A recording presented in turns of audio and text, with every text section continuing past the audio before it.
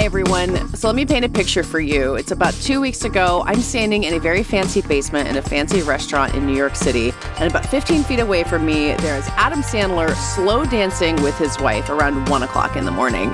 This is the kind of really glamorous scene that you see a lot in film festival season, but the New York Film Festival really excels at. And standing right next to me, watching all this happen, was Richard Lawson, my former colleague at Vanity Fair, former guest on this show, returning today to talk to me about the New York Film Festival, about seeing scenes like that. It was in the Polo Lounge, so it's a really fancy basement, as I said. We'll talk about the New York Film Festival, the highlights, some of the star spotting probably, and how it all fits into the award season that is really in full swing. And then after that, you'll hear my conversation with Chase Infiniti, the breakout star, now a Best Actress contender for the movie We Still Can't Stop Talking About, One Battle After Another. I am Katey Rich, and this is the Prestige Junkie Podcast. Richard, I don't usually start the show with just name-droppy anecdotes, but I really couldn't resist for this one since the last time I saw you was in the basement of the Polo Lounge in beautiful New York City. It was quite a moment. That's right. It was quite a moment. Celebs were definitely out. I think the person I was most excited to meet was a glamorous, lovely woman from South Carolina who we were with, your mom. That's true. My mom was with me. Great company. Yeah, watching you guys bond was my favorite thing. The second favorite thing was seeing Adam Sandler and his wife slow dancing to very quiet music, and also Richard Kind showing up for his old roommate George Clooney. That was another highlight. Yeah, I had to be reminded of the Richard Kind George Clooney connection. It's a bit like Tommy Lee Jones and Al Gore, Yeah, like you're like, oh, exactly. That's so funny that they know each other that way. Yeah. Well, and the New York Film Festival, and we will talk about it broadly. And obviously you go to these parties and you're like, oh, yes, George Clooney will come to the party that's for him. But you kind of never know who else is going to show up. Like in the audience at the Springsteen movie, which I saw the night before all of this, Trey Anastasio, the lead singer of Phish, was just there because he lives in New York. Like the New York Film Festival has that real power to it. Oh, absolutely. Yeah. At the Jay Kelly premiere at Lincoln Center, there were just tons of famous people in the audience, some of whom had familial connections, like Sam Nivola from White Lotus. Sure. His mom, Emily Mortimer, is in Jay Kelly, co-wrote it. But there were other people who I think were just there to see a movie, which I think is really fun. Yeah, we spotted Wallace Shawn in the lobby of that one. Yes, indeed. My mom was like, why do I recognize him? And I was like, oh my God, the list is so long. Where are we going to even start here? And one of those faces.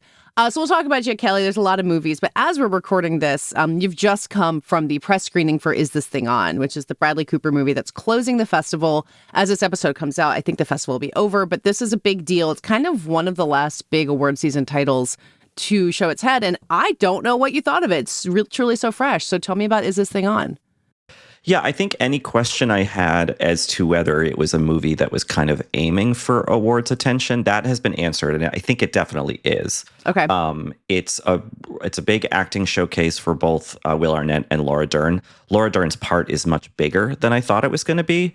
It's about a guy going through a divorce who kind of tries his hand at stand-up comedy. I thought that was going to be the bulk of the plot.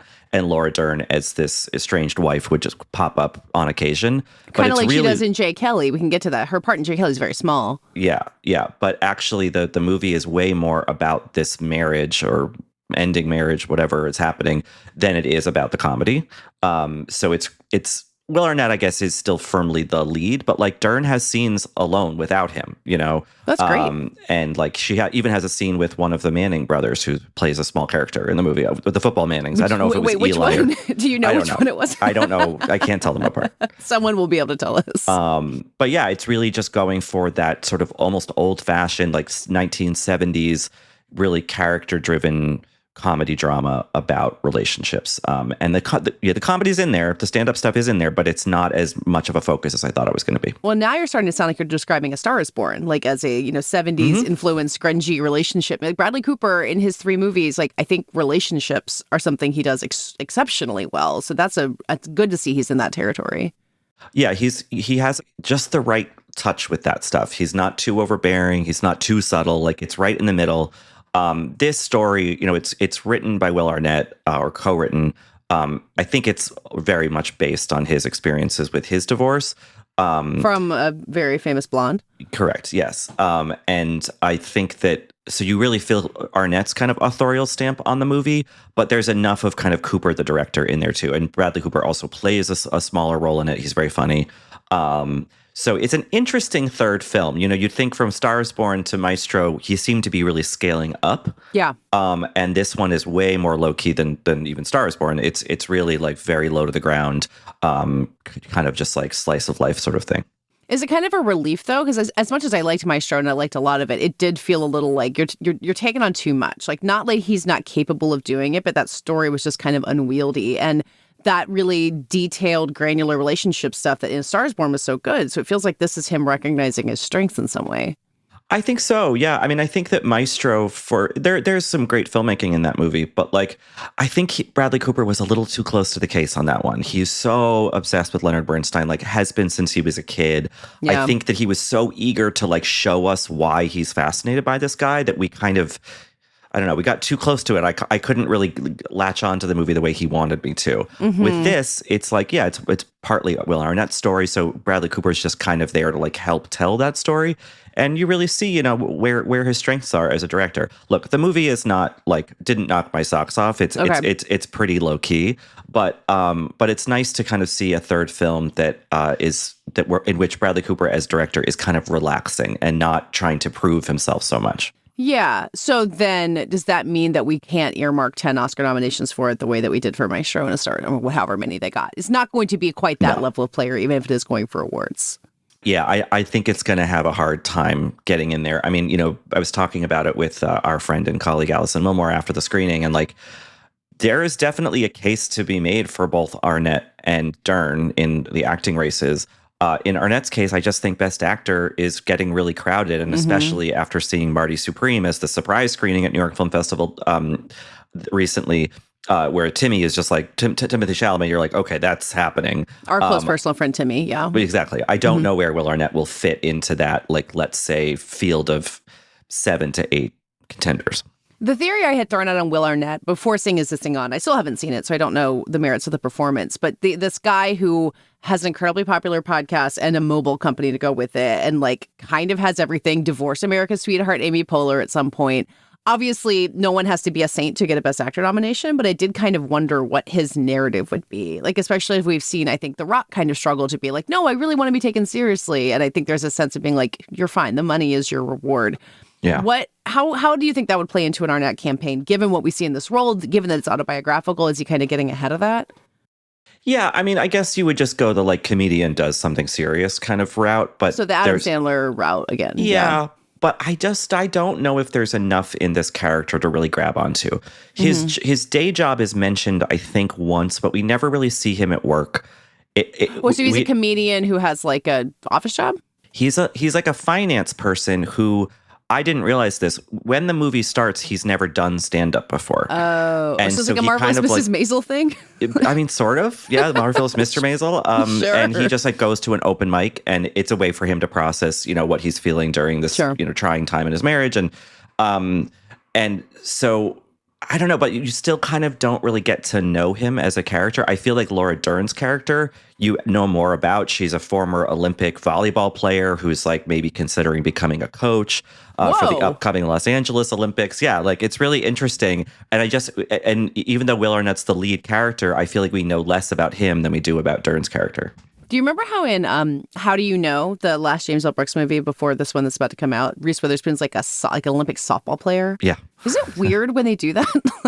It's strange. I was trying to think about like there aren't a ton of movies in which a female athlete is like a big character. Yeah. And I think it's really interesting, especially nowadays with the WNBA being such a big thing and women's sports in general just getting, you know, attention it's deserved for a very long time. Yeah. It's interesting to see Dern kind of as part of that maybe revolution.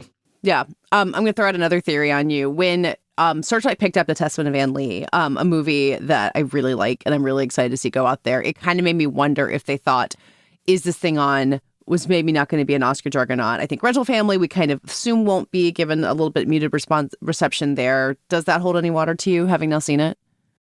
Yeah, I think Testament of Anne Lee, and I'm not trying to impugn anyone's motivations over at Searchlight, but you're like, oh, you guys saw that you had a bit of a hole in the season. Yeah. And you they decided don't have a Best to fill Actors contender regardless. So that was a spot they had open. Right. So I think, you know, and Anne Lee, it'll be interesting to see how Anne Lee fares over the season. I think that movie which, you and I both saw in Toronto, and we'd like to, and I think Amanda Seyfried is really great in it. Yeah. But like, is it a little too alienating? Is it a little too strange? I don't know. Is This Thing On is way much more down the middle, traditional. Yeah. But I think it might be a little too slight to really get voters, enthused about it.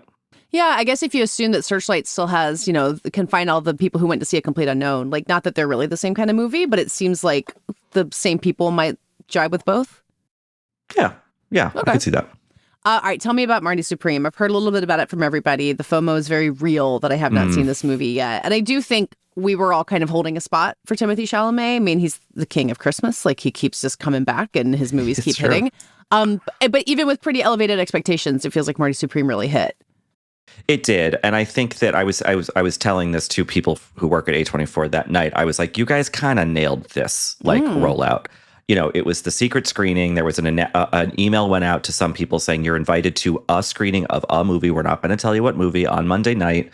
And, the whisper, sort of system kind of kicked into gear. And it was. I do believe someone whispered to me at that party for Jay Kelly at the Polo Lounge that it was going to be a Marty Supreme. It was kicking in early. There had been some indications. I had been told by somebody that, like, I was like, I assume Marty Supreme will be that Sunday after Thanksgiving slot. There's always one big movie that premieres kind of around then, and usually at the DGA Theater here in New York. Yeah, for the New York Film Critics Circle, because you guys vote like 2 days after Thanksgiving. Exactly, and someone who was very close to Marty Supreme was like, well, I think we might want to show it to people a little earlier. So that kind of got the kernel in my head. I'm glad Timothée Chalamet gives you information like that. I know you guys are very close, so it's nice of him. Yeah, well, I'm his statistics teacher, so he likes to rap about me. So people kind of knew, but that didn't really matter. It was still exciting. And one of the things that A24 did to sort of add to that excitement for a lucky select few of us was when we got our ticket with the envelope, at Lincoln Center, there was a matchbook inside and it just said Waverly in 11 p.m. And I was like, there's cool. a party for it. Yeah. That's really, it's like literally matches. Like, it's heavy in that envelope they give you. So you have no idea until you're literally walking into Alice Tully Hall that that's coming. I had no idea there was a party. That's very cool. And indeed, when I got downtown to the Waverly Inn, which is in the West Village in Manhattan, the person at the door said, do you have your matchbook? And I showed them my matchbook, and that was my entry into the party. It felt very old school in a really fun way. And the good thing about all of this kind of like really fun evening of kind of some intrigue and secrecy is that the movie held up to that. It's not necessarily my like favorite movie of the year. It's maybe not even my kind of movie, but it's big and really energetic, and Chalamet is really going full tilt like into it, and it's very exciting to watch him do that and really kind of grow up a little bit on screen. He's still playing a young guy who's very like has a lot of youthful energy, but there are plot developments within the movie that are like much more grown up maybe than we've seen Chalamet do before. I mean, I feel like I remember Uncut Gems not being totally your speed back in 2019. Like I found it impressive but stressful, and I feel like we were on the same page. Yeah, I was really impressed by Uncut Gems. Would I ever want to rewatch it? Maybe not. I don't think I ever will. We'll see how Marty Supreme holds up on that front. Is it not as anxiety-inducing, at least? Oh, I mean, it gets close. Okay, I mean, in some ways, it does feel like Uncut Gems, but a period piece about ping pong. It's relentless. There's just so much motion. It really never stops. And Chalamet is playing a kind of huckster, schemer, scammer kind of character who is pretty unlikable throughout the movie, which can be a little like tiring to spend that much time with a character who you're not really rooting for.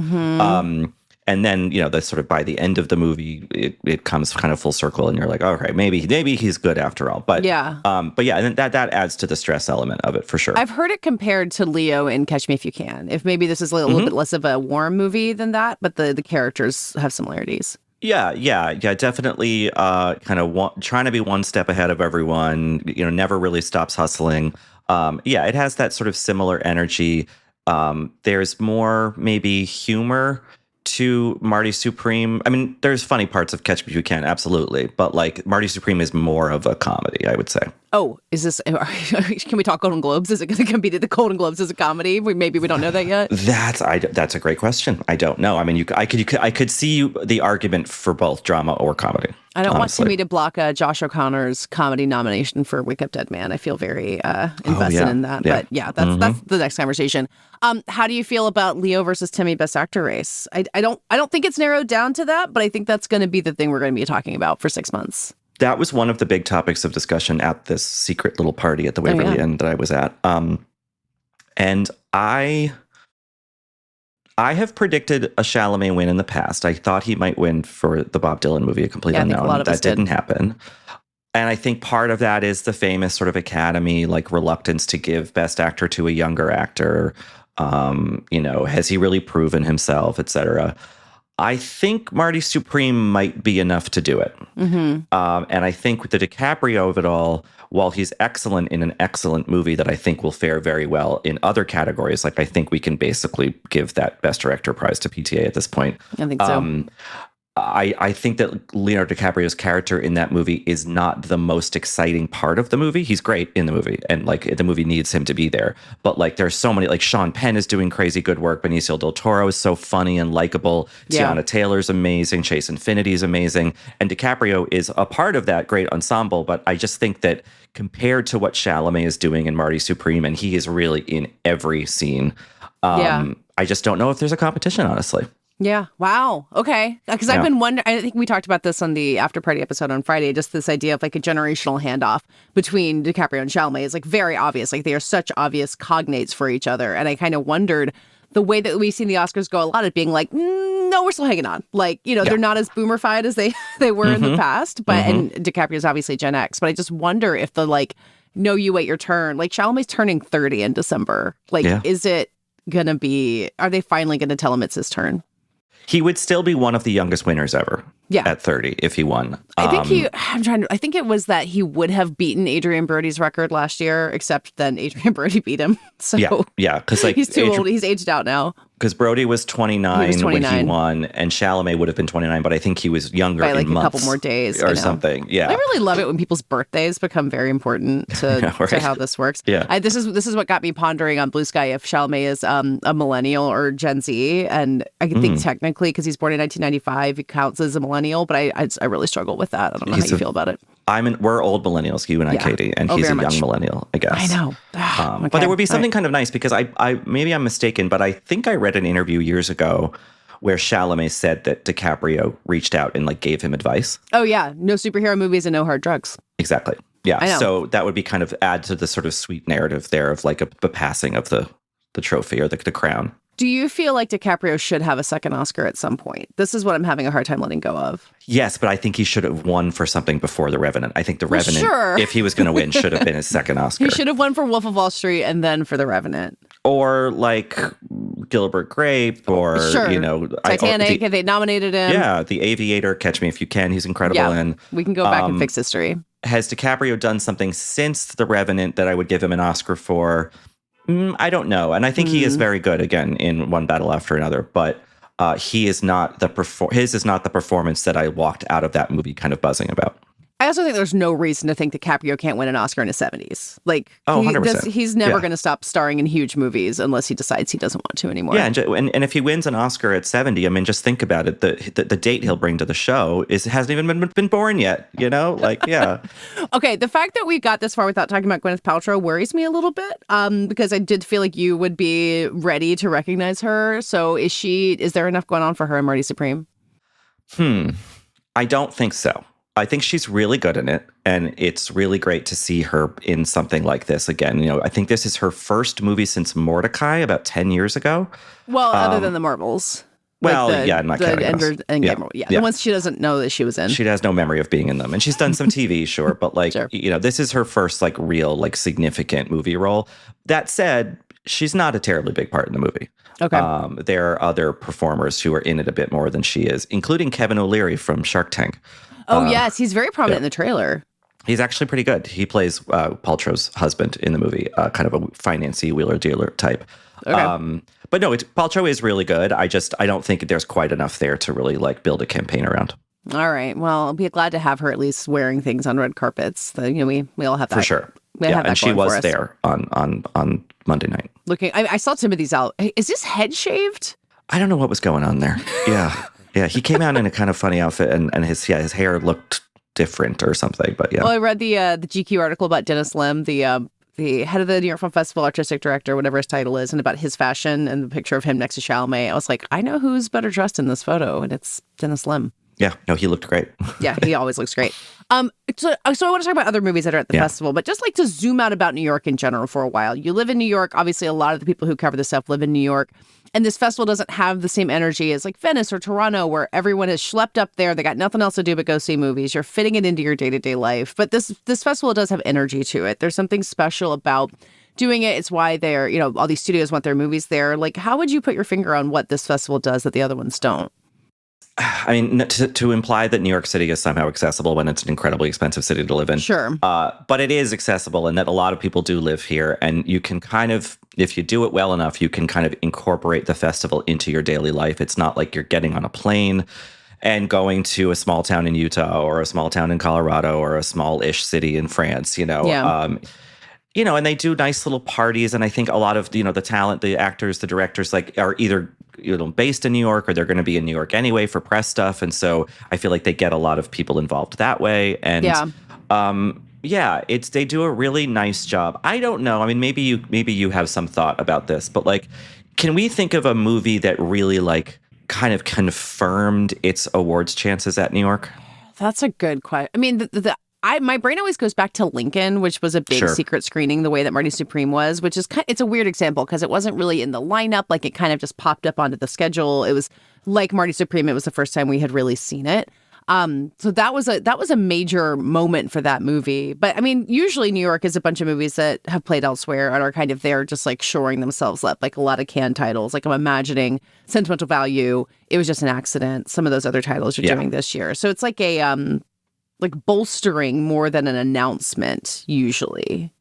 Yeah, I think for the most part, you're getting, your Cannes and your Venice and your Telluride holdovers that are, in most cases, shoring up the foundation of their campaign. And in a few cases, maybe things haven't gone quite so well. I think the biggest example I would have this year is I think that all of the ballyhoo about A House of Dynamite, the Catherine Bigelow film from Venice, was not matched by the New York reception. Yeah, so there was kind of an infamous article written about the press screening going over especially badly, which I wasn't at. I saw it at a public screening. Did you go to the House of Dynamite press screening? I was at that press screening, and people kind of booed and laughed at the end of it, which I was like, whoa. Boos at the New York Film Festival at a press screening are rare. Yeah, I don't want to spoil why they were booing. You know what I mean, Katey, because you've seen the film. But people were a bit huh? Yeah. And that's not a good reaction. They came at the very, very end of the movie. Yeah. At the very, very end. Yeah. So I think that was probably not how Netflix saw that going. Yeah. And I don't the think Venice that buzz was really strong, and it didn't go to Toronto. It didn't go to Telluride. So it came to New York with a ton of anticipation around it.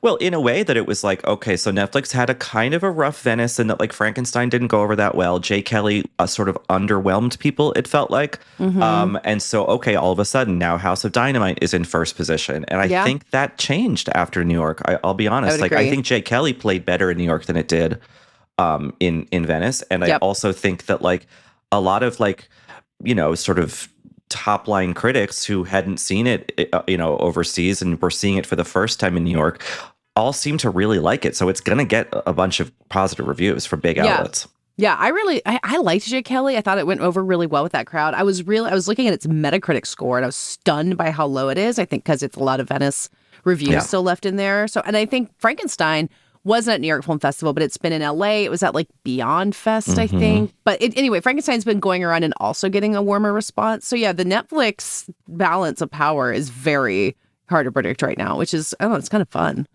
It is kind of fun, and I don't envy them having to figure out how to calibrate all of those campaigns in relation to one another. That seems like a lot of math or something. Oh yeah. But yeah, I don't think anything they have this season is DOA. I think that everything is still very much in the hunt, and it's just interesting to watch other things kind of emerge.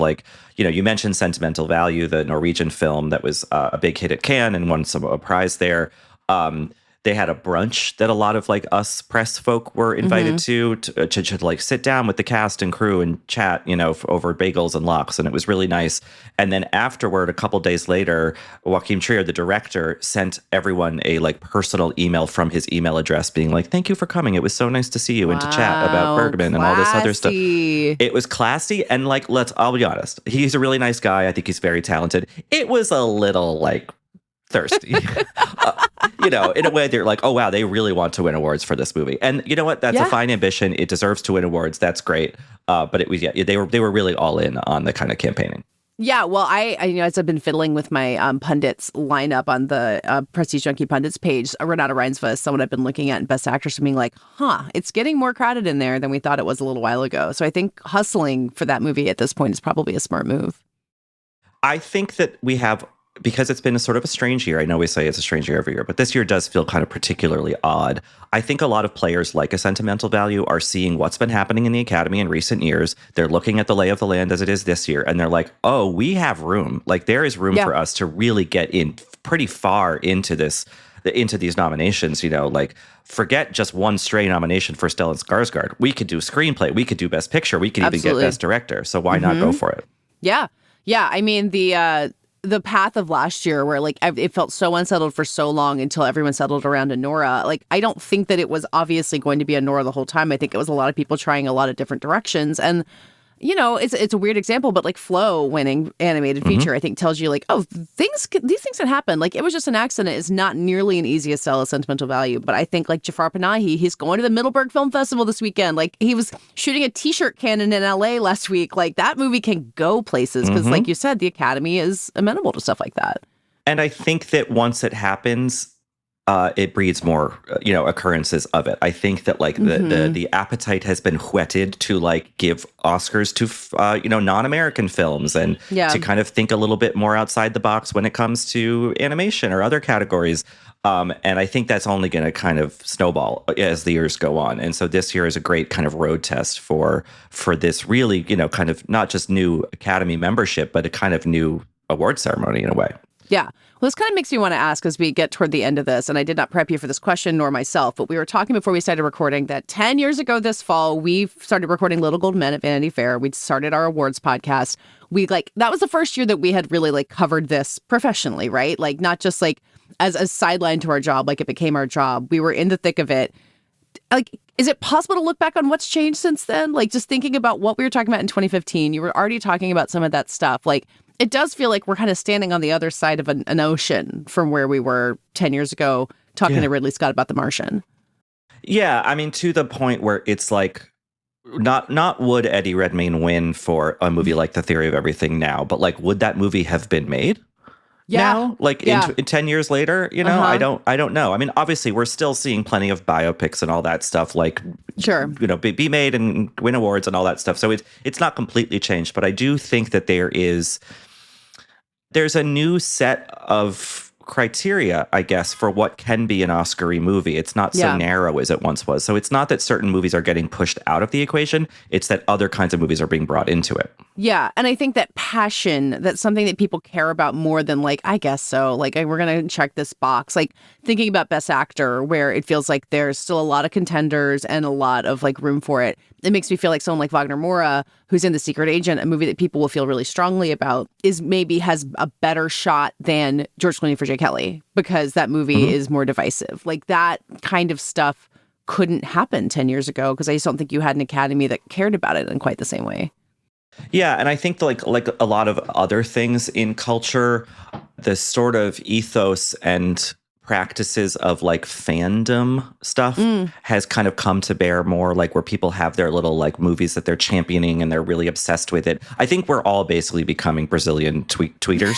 God bless them. They're more powerful than any other force on the planet. It's such a great, funny, like cultural evolution that like every year, when I'm voting for the New York Film Critics Circle or whatever, that I just hear from a lot of Brazilian kids who are really invested in certain movies winning. But I do think that sort of influence, whether it's Brazilian people on Twitter or Letterboxd or whatever, like you do see that kind of creeping into the way that the Academy votes these days. And I think while you might kind of roll your eyes at some of that, I think it's led to a lot of exciting things. I love that this year we're talking very seriously about like not if Sinners gets a Best Picture nomination, but maybe it'll win, you know, and all of these non-English language movies or these, you know, non-American movies, like it's not like I think there's going to be more than one that gets nominated for Best Picture, and that used to never happen. So it's exciting. Yeah. Okay, so before I let you go, you are a voting member of the New York Film Critics Circle. If we don't talk between now and when that vote happens, any predictions about? It's really hard for me this year in particular to think of what the critical darling is going to be, because Paul Thomas Anderson feels obvious, so then maybe everyone wants to go a different direction. Do you have any tea leaves to read there? Yeah, I mean, at present, like just kind of anecdotally speaking with other people who are in the group, you know, technically our vote is secret and we don't, you know, disclose that. But everyone's got plenty of time to change their mind between now and December. It's far enough out. But I think we're all kind of making our little ballots in our heads. I think that the Paul Thomas Anderson movie is pretty far out ahead. I think that Marty Supreme will definitely have its share of fans in the group who want to vote for it. But I'm hoping for some more outlier stuff. I want to make a case for this little movie called Lurker. I want to make a case for Dylan O'Brien in Twinless. You know, I don't think that'll probably get across the finish line, but like, you know, we have our big ones, our obvious ones, and I'm hoping that we can also kind of include some of the quote unquote smaller movies that don't, you know, always get recognized. Well, that's what the smaller critics groups are really uniquely well served to do. Like Carol Kane winning Best Supporting Actress last year for Between the Temples. Like Critics' Choice Awards cannot structurally do that. New York Film Critics Circle, because of those rounds of voting, you can. So I think championing those smaller things is exactly what your vote is for. I will not say who, but a fellow member is going to make a play to have Liam Neeson win for The Naked Gun in Best Actor. And I think that's a wonderful idea. Why not?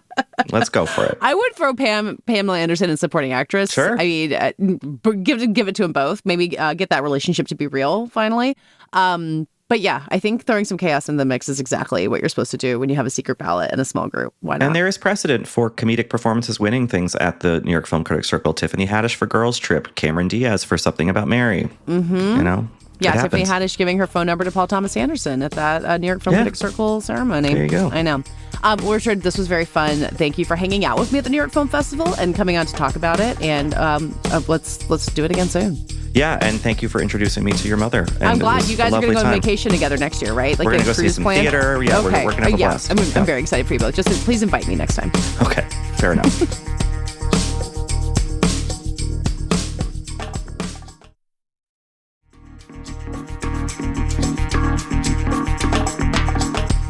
Now let's hear my conversation with Chase Infiniti, who, as you have surely heard by now, makes her film acting debut in One Battle After Another. Just a few hours after we spoke last week, the news broke that she'll be submitting as a lead actress for the film in the Oscar race.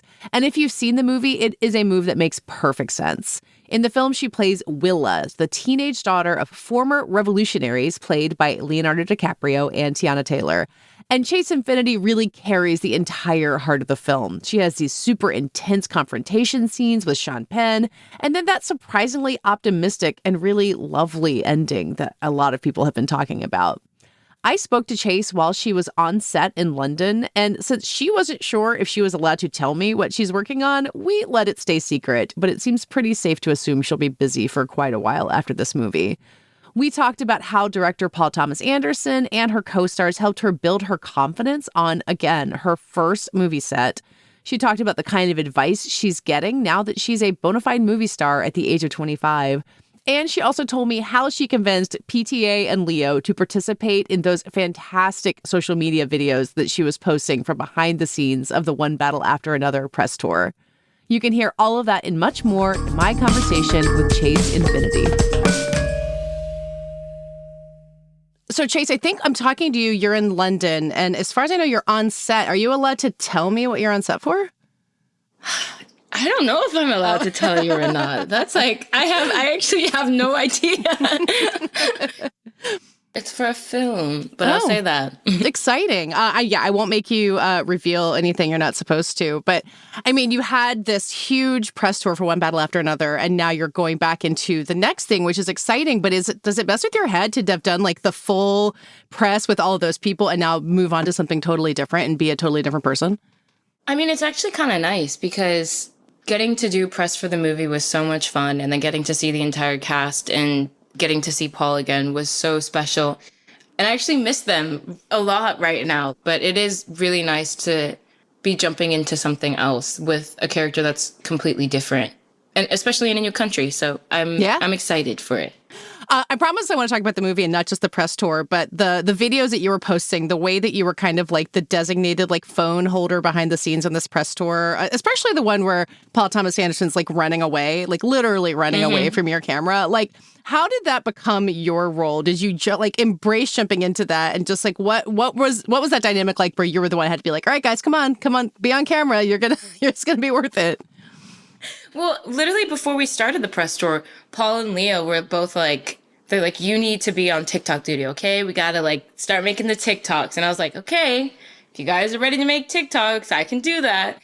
And it took a bit to get to where we kind of ended off, because I actually filmed that one of me chasing the two of them out of the theater on like our last press junket day, or like we were doing pop-ins at different theaters around LA. And that was my last day there because I flew back home the following morning at like 6 a.m. But it was a journey to get to that. But I'm so happy with the amount that we made. And I think that they also had so much fun making them, even though I don't know if they'll fully admit it. I know that they had a lot of fun making them. Well, they had fun because you were doing it, right? Like if it had been a press rep or someone, they wouldn't have done it, but you could get them to do stuff no one else could. I think I can persuade them a little bit. Do you have a personal favorite of one of those that you're proudest of capturing? I feel like they're all like, not to be like, I feel like they're all great, but I liked them all. Yeah. I think I was the most happy though getting the what's her name B.O.B. one with Leo. Like I was very excited about getting that one. I was like, yes. That was a really good one. Okay, thank you very much. So to talk about the movie, then to go back, I was, the Vanity Fair profile, I think they talked to Paul, who was saying that it was specifically finding someone to play Willow who had this martial arts training, who had like the physicality down. And obviously we see you in the studio in the very beginning, and it's a really physical role, but it's not quite the like martial arts star thing that I would necessarily have expected from him saying that. So I'm curious about what went into that specifically with the martial arts for playing this. Is there something we didn't see on camera? Is there something in the physicality that it brings to that's in there and important? Yeah, like I don't think I've actually ever been asked that question, because you do see like Willa training in her dojo with her sensei and everything. But I think like the more that we filmed the movie and the more that we progressed with the story and got to know Willa and got to know Bob, and then the journey of the two of them coming together, there was originally a version where there's a lot more martial arts that came into play, where you would actually see her putting it into use more than she did. But where we ended up, I think had just as much of the strong effect, because, at least in my personal opinion, because you really still do get to see her training that she had been learning all of these years from Sensei, and actually getting to put it into real life situations, because it's not realistic that you're gonna be fighting 1v1 versus somebody who is also like as proficient in karate as you, or like as proficient in like any other type of mixed martial arts. And I think that us losing that structured element of, I guess, karate in a sense, or her showcasing that, really emphasized like she is on her own and she is putting her skills that she has used to the best use possible, the way that she knows how, in an uncontrolled environment. And I think that was the emphasis more than anything, is that it is uncontrolled. Well, it also gives you something not just from Sensei, but from her dad, with like the lack of trust in the end of it. Like, like, who are you? Like, give me the code word. Like, you're kind of seeing all of those influences play in a way that maybe it wouldn't have otherwise. Yeah. I think I saw that you, with that specific ending, and, I presumably enough people have seen the movie at this point, just when you and Leo kind of see each other again, and she asks, who are you specifically, that there was kind of that you were able to tinker with that. And I don't know if that means improv or trying out different lines or different line readings, because there's obviously a million ways to say the line, who are you? So what went into that to making the version that we see? Yeah, the version that we see in the film is actually a lot in play with editing. Like Andy, the editor, and Paul, like the two of them, I think really helped solidify that scene in a way that we didn't do on the day. And like when we were doing it on the day, that we had fussed around with lines and had, I guess, piecemealed it different ways. And the way that it ended up is not technically the way that we shot it, but I definitely think that it had, like, that was the strongest possible result. And I'm so happy with how it ended up on the screen. But that, like, I'll say that's the editing. That is them. That's not me. That is Paul's guidance on the day for me and Leo. And then that is everything in the editing room. Yeah. Well, because I don't think anyone would ever call Paul Thomas Anderson someone who doesn't know what he wants. He's going to go in and have a specific vision. But it sounds like there were a lot of options for a lot of things. Like he could let you play with it or do a couple different versions. Like, how does someone do that without being confusing and with being a clear leader, but also leaving room for adjustment? That's kind of a fine line. Yeah, I think that, like, it's a line that Paul walks literally expertly. He's so incredible at walking that line. And he's a great leader in a sense of making sure that you don't get confused. And in those moments where you do, he is right there with you on, like, Tiana said this multiple times, like, Paul is the type of director to be, like, in the field with you, like, fighting alongside, like, right next to you. And since he's there with you the entire time, he can also catch the moments that could be of confusion and walk you through it with him, or vice versa. Like, since he's right there, if there's a moment where he's like, well, I'm not really sure about this, and he's kind of in that questionable headspace, anybody else in the cast or anybody else in the crew is right there with him to kind of find that solution or find that answer together. But, like, again, like you said, Paul walks that line of making sure that everybody is clear and everybody's concise about what they want to do and pushing forward together with that. Yeah. And I think you said in an interview you did with Tiana that Paul and Leah both kind of gave you the confidence to have fun with it, to be there and be responsible, but kind of make it your own. And I wonder if that's part of what that is him saying, what do you think? Let's figure this out together. Yeah. Yeah, he definitely Paul opened up the conversation from day one.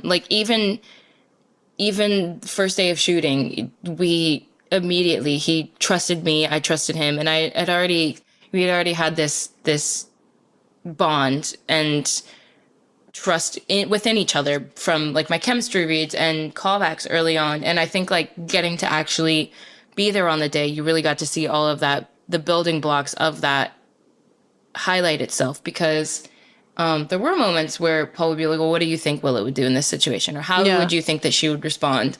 And I would be like, well, this is how I would view it. This is how I think that she would do it authentically. And this is how I think she would do it if she was trying to convey a different message, trying to lead somebody astray, or if she was trying to be honest with this person, but kind of keep herself guarded. And he was fantastic about that. And then getting to see him work with Leo up close and work with Tiana up close and Regina and Sean and Benicio, I really got to observe how they would take in those moments and how they would handle them moving forward. And I think that, like you said, instilled a sense of confidence and self-assuredness in me to be like, okay, if they can do it, I can do it too. Because they're learning as much on this set as I am.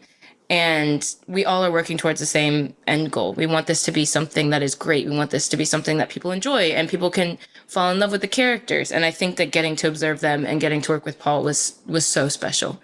I love that idea of them learning on set too, because I feel like when you're new at something, you're always afraid of asking a stupid question. And so in some places, there are ask a stupid question on set. Okay, so good. Has it always been that way? Did you have to learn that to be like, no, I'm just going to ask. I'm going to put it all out there. I think it was something that I kind of learned recently, because I mean, when I was in college and stuff, I would be like, I don't want to ask a stupid question. And I feel like in every other sense of myself, I'm too scared to ask questions, or I'm very hesitant to ask questions. But I will ask a stupid question on set. I'll be like, okay, sorry, this is really dumb, but can you explain to me why X, Y, and Z is happening? Yeah. Or why this character is doing this for this character? And great thing about Paul is he will answer honestly and will not look down on you for just genuinely being curious or just wanting to learn. And I think that was a beautiful thing to witness, because I think that the biggest disservice, especially with a masterclass of a set like this, is to put people down. But that was the complete opposite of what he would do and what everybody else in the crew and cast would do. So it was wonderful. And I'm so grateful to him for creating that safe space where I could ask that. Yeah. I think you said the first day on set that you were shooting was the first scene in the house with Will and Bob, I guess on the way out to the dance or somewhere, one of those scenes in there. Was that deliberate to kind of give you the space to build? I know you'd had some rehearsal time, but did that kind of feel like an effort to ease you into it before you're wrestling Sean Ben or something else? I think that like getting to actually start off on that scene was perfect because it set the tone for the whole film, because those are the two characters that you're rooting for the entire film, that you want to be connected with each other again. And I think starting off the shoot with them in the middle of a fight where you see them at their truest selves before they're pulled apart, I think it was a great way to start the shoot, and not even just for me and Leo, but like for the entire energy on set, because putting that back together was the end goal for everybody. And so starting off with that was kind of a great way to be like, okay, we're making this movie. We're with Bob and Willa to the end. It was kind of, there's a play to it, right? When you're just up there with one person in one set, like it's so intimate in a way that so much of the rest of the movie isn't really. Yeah. You literally catch them like in the middle of a fight that you can imagine is not the first time that they have had this fight. Well, like you said that you and Paul and Leo all went up to the part of Northern California where is Backton Cross a real place? I actually never looked it up. Is that the name of real town? It's not a real place, but we were shooting in Eureka, California up north. And so we did get to go there a couple weeks before we started shooting. What is it like when you travel into town with PTA and Leo? Like, does people just like pull their cars off on the side of the road and watch you guys? Like, how do you get to know people when you're kind of walking around with giants? Well, I mean, the great thing about being in Eureka, California, like I really fell in love with that little town and everybody there, because everyone was so kind, but they were so calm and so chill and open and inviting. And even though like you're literally walking around with like Leonardo DiCaprio and Paul Thomas Anderson, people are like, oh my gosh, but they're not going out of their way to put them in a place of discomfort or put them in a place where like they feel like they can't go around and shop. I mean, like, I don't want to speak for them, but like everybody I felt like treated them and their space and our space with a lot of support, and you felt so much love being there. Like everyone was so happy that we were shooting there, and it was great getting to meet everybody. Especially like the days at the high school. Like those days I feel like were so distinctive in my mind. Because I got to see the people that actually lived there. Yeah. Well, God, and the kids who play Willa's friends, like every single one of their faces is totally unforgettable. I don't know where they came from. They are amazing. And like the most deadpan, like I wouldn't dare ask them a question. They'd never tell you anything. I know. They're great. And like 2 out of 3 of them came from two of them were from Eureka, and then one of them was from LA that I don't remember how they found her, but yeah, like literally from Eureka. Yeah. I mean, you have this background in theater and you've done a TV show, obviously, but I'm just imagining getting out to those, for the final shootout or those hills out there, and you're standing in the desert and filming anything outside is completely impossible. And I don't know if you feel like a traveling circus or if you feel like you're just so in the character that you're out there in the middle of nowhere. Like, what tools does that give you, that experience of like being out there in the thick of it to the extent that you were in this movie and a lot of these different scenes? Yeah, getting to actually be on location during those scenes and being on location for almost the entire film I really loved it, because it felt like I was in those situations, and like in a controlled environment, but actually in those situations, and getting to see the terrain that Willa is combating and seeing like how far she has to drive and seeing like how far Bob has to drive, and getting to actually see all of that in real time, dealing with the elements, dealing with everything, being in the middle of nowhere. I feel like it enhanced the performance in a way that I could not have even imagined, because I'm literally running through the middle of the desert. I'm literally driving through the middle of the desert in 100-degree plus weather in a leather jacket. Like you can't get around that. And it was tiring at times, and having to go back to the location and do the driving and do all of those crazy stunts and whatever that we were doing. It was tiring at times, but like I wouldn't have traded that for anything. And it was so much fun actually getting to travel to those places with the entire cast and crew, because it really felt like you were on this big family road trip at the same time. Yeah. Because everyone's staying at the same hotel. Everyone's going to the same restaurants after work, and we're all riding to work together. And that felt like a big big fun family trip. Yeah. I know a couple of people who've gotten kind of seasick in that final scene with those roads going up and down. I have heard that. Do you feel sick doing it? Sorry. Does it feel better when you're doing it in real life, or do you also get kind of queasy going up and down those hills? I feel like in real life it felt more like a roller coaster in a sense. I mean, granted, I'm saying this as somebody who hates roller coasters with a passion, but like it felt more like a ride on the day. Yeah. Watching it back, I can so understand how that will make somebody motion sick. Especially if you're sitting really close. Exactly. Like if anything, when I watch it, it just like the intensity like makes my chest hurt. But I don't feel the motion sickness, but I can so imagine, like I can see it. And I'm so sorry to everybody who gets motion sick from that. Well, what else do you feel watching this? Because you talk to some actors who really don't want to watch themselves on screen, or some people who like can't feel anything but like, oh man, I had something for lunch that day that was weird. Like, what combo of that do you feel watching this movie in particular, which is so gripping, and scenes that you're not in? So maybe that makes it easier. Like, how does that feel?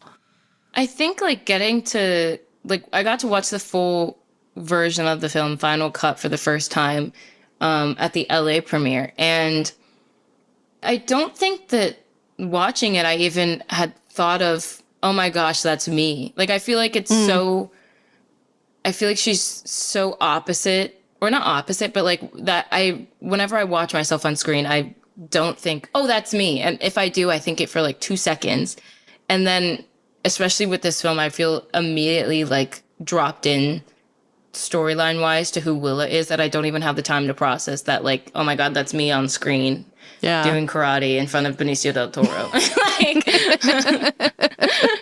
Not to make you speak for an entire generation of people, but I do feel like there's this upswell around this movie, specifically on social media. It feels like with younger moviegoers, it's hitting in a way that I think every year people are like, oh, young people don't want to go to movies. They don't care about this stuff. But people are buying tickets in VistaVision. They're seeing it multiple times. Like, I mean, you know, people who go to movies who are your age, presumably. Like, is it something this movie in particular is doing? Is it something that like young people want to see in movies that other people aren't paying attention to? Like, what's your solution here? Again, not to speak for an entire generation, but maybe I know, maybe not try. to speak for the entire generation.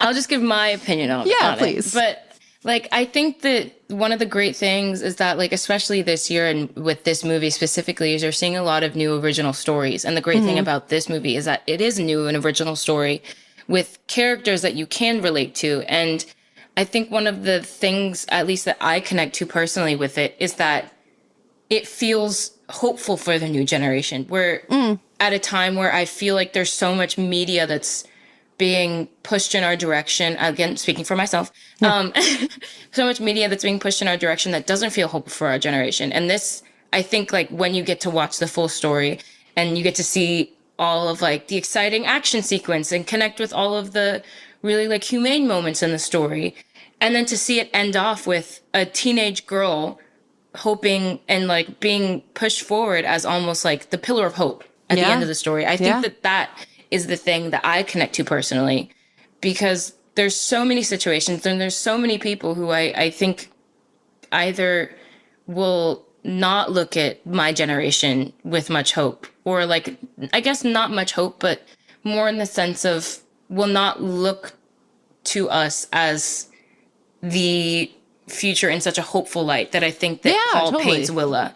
And I think that is the feeling that you leave the theater with. And also, like, I think that there's a strong sense of love and support that a lot of people connect to in the film too, which I think is amazing. And also, who doesn't love an action movie? Yeah.